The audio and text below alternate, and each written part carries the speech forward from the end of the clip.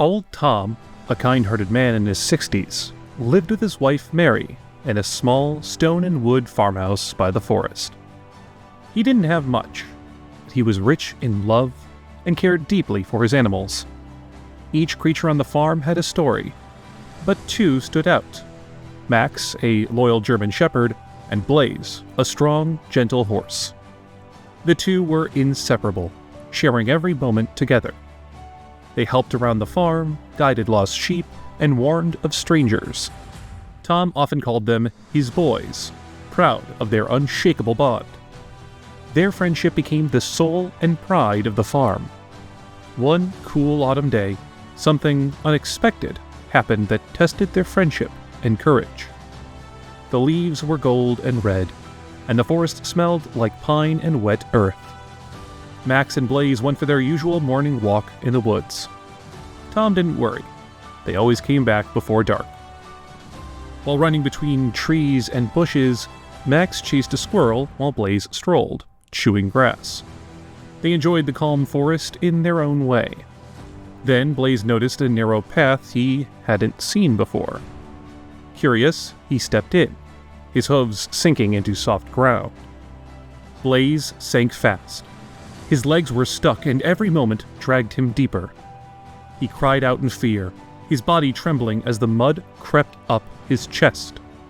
Max heard him and turned. Seeing Blaze trapped, he barked and rushed over, but couldn't reach him. Blaze looked at Max, eyes wide with fear. Max barked again, circled the patch, then bolted. Evening was near, and the forest was getting dark. He had to get help. He ran fast through trees, jumped over rocks, and crossed the old bridge near the river. His paws flew over the ground. His tongue hung out, and his eyes searched for someone who could help. Near the road, he saw a man drinking water beside a bicycle. The man looked old and tired, carrying a small bag. Max barked to get his attention, but the man looked confused. Then Max grabbed the man's bag gently in his mouth and ran back into the woods. The man shouted and ran after him, shocked and angry, but Max didn't stop. He only looked back to make sure the man followed. The man was around 60. He panted and struggled to keep up, but something in Max's eyes made him follow. This wasn't just any dog. This dog was trying to tell him something. After a few minutes, they reached the area. The man saw Blaze stuck deep in the mud, eyes full of pain and fear. Max dropped the bag and barked again, looking at both the man and Blaze. Now, the man understood. His name was Samuel, a traveler just passing by. He wasn't from the village, but when he saw the crying horse and the loyal dog beside him, he knew he couldn't walk away. He felt worried. The situation was strange and serious. One small mistake could mean losing a life. Samuel opened his bag and pulled out a thick rope. His hands trembled slightly, not from fear, but from the cold and the weight of the task. He spotted a long branch and dragged it over, boots sinking into the soggy ground. He tied the rope to it, fingers stiff from the cold. As he stepped toward Blaze, the mud clung to his boots. One foot slipped, and he dropped to a knee, cold seeping through his pants. Max barked, circling, urging him on. Samuel pushed up and kept going.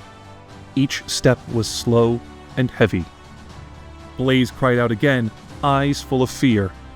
Samuel reached him and carefully wrapped the rope around his front legs. But Blaze was big, and the mud was strong. Samuel pulled with all his strength. Nothing moved. He planted his feet and leaned back, trying again. Still nothing. His arms burned. He gasped for air. Max barked and even jumped toward the rope, like he wanted to help. Max looked at him, breathing hard, then nodded. He tied the rope tighter around the branch and handed the other end to Max. Together, they pulled. Samuel spoke gently to Blaze, telling him it would be okay. Max wagged his tail but looked nervous. When Blaze made a sound, Max barked back, like he was saying help had come, Samuel tied the rope higher around Blaze's chest and gave Max the rope again. Max understood. He backed up slowly, pulling with his teeth. Samuel helped, pulling hard with his hands. Blaze cried out and kicked, trying to move. Mud splashed everywhere. Samuel held on. The rope stretched and dug into his hands. It felt impossible, but their bond was stronger than the mud. "Hold on, big guy," Samuel grunted. "We're almost there." Then with one last pull, Blaze's front legs popped free. Then his back legs. With a loud splash, Blaze rolled out of the pit and onto solid ground. He lay there, breathing heavy, covered in mud, but alive. Max ran over, licking his face and barking with joy. Samuel sat down, tired but smiling. Tom crouched beside him and clapped his shoulder. "You saved him, Samuel." Samuel looked at Blaze and gave a small nod. Couldn't let him go. After a while, Blaze stood up, weak but safe. He touched noses with Max and then leaned into Samuel. Max barked and ran in circles. The stars were out now. The worst had passed. Their friendship had survived the storm. Samuel, once a stranger, was now part of their story. They walked back to the farm together, Max in front, Blaze beside Samuel. When they reached the gate, old Tom and Mary were there, waiting and worried. But when they saw Blaze and Max, with Samuel behind them, they ran forward. Tom hugged Blaze and patted Max's head. Mary gave Samuel hot tea and a warm bed for the night.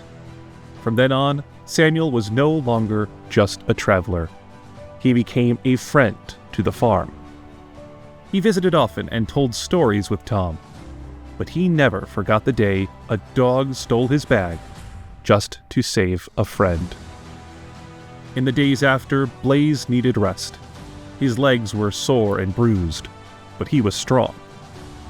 Every morning, Mary carefully cleaned him, brushing off the dried mud from his coat. Tom made a soft bed of hay for him in the warmest corner of the barn. One rainy afternoon, with the wind howling and thunder rumbling in the distance, Tom looked out the window and sighed. He said the storm had made the path even worse.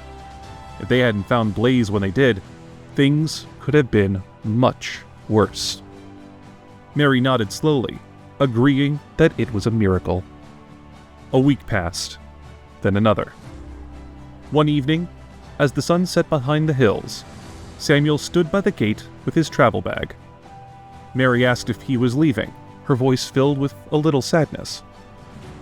Samuel said he had stayed longer than he planned, but now it was time to move on. Tom shook his hand firmly, telling him he was welcome to come back any time, because he was now part of the farm. Samuel looked down as Max walked up to him, eyes wide and tail still. The old man knelt down and rubbed Max's ears, telling him to take care of Blaze and that he had the heart of a lion. Then, with a final look, Samuel walked down the road, slowly disappearing into the setting sun. Max's bark saved more than a friend.